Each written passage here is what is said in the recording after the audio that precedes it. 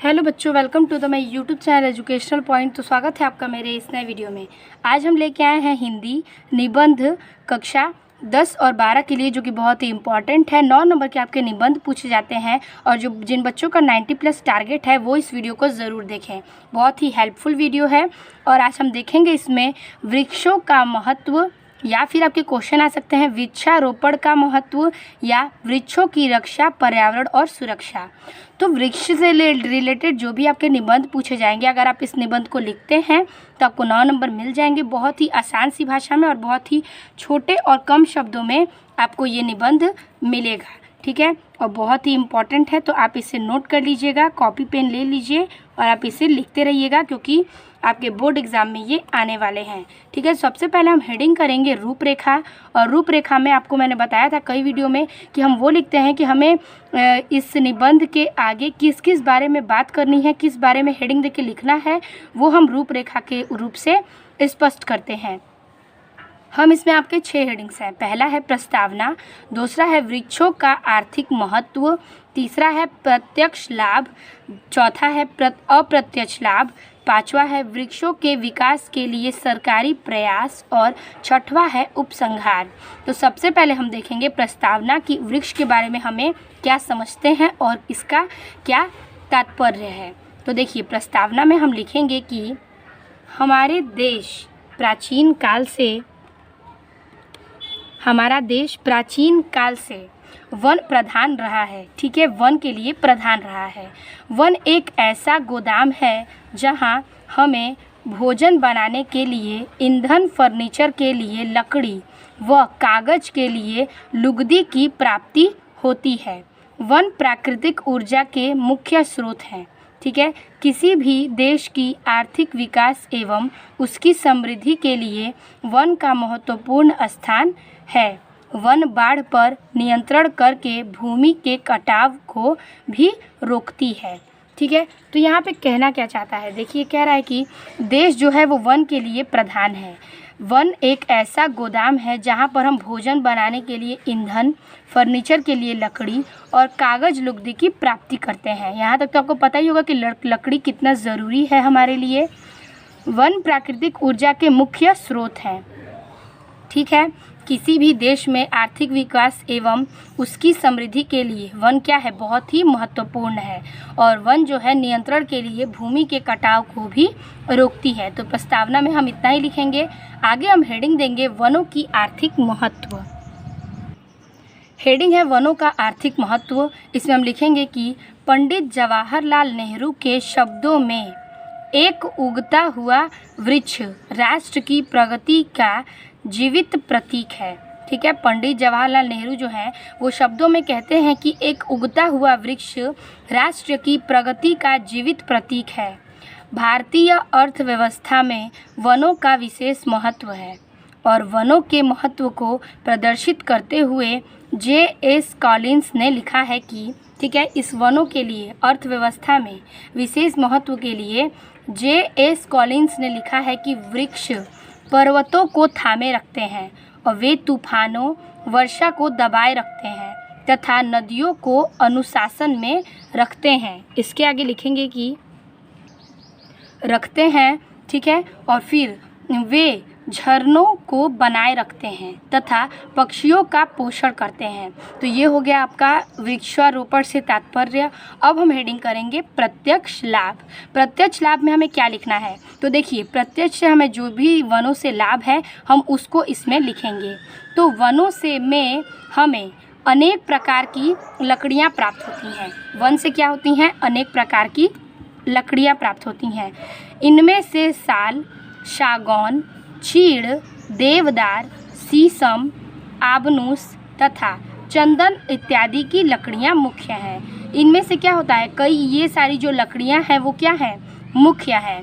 वनों से हमें उद्योगों के लिए कच्चे माल की प्राप्ति होती है और वनों से हमें लाख, चपड़ा, गोद, शहद, कत्था और छाले, बांस एवं बेत, जड़ी बूटियां इत्यादि प्राप्त होती हैं। ऐसा अनुमान है कि भारत में लगभग 8 करोड़ व्यक्तियों की जीविका वनों पर आश्रित है।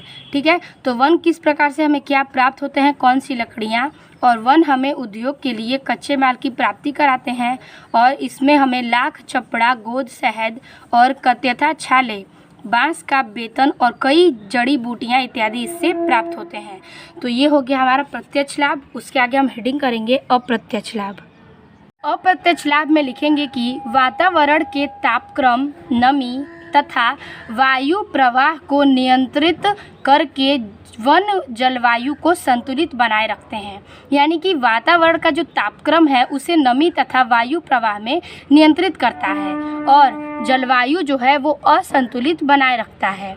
वन तूफानी हवाओं को रोककर उनका वेग कम करते हैं, जिससे उनसे होने वाले विनाश से रक्षा होती है।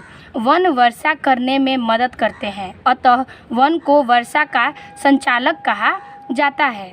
वनों से वर्षा होती है और वर्षा से वन बढ़ते हैं। ठीक है, वन से क्या होती है, वर्षा होती है, और वन से ही वन क्या कहते हैं, बहते हैं, बढ़ते हैं।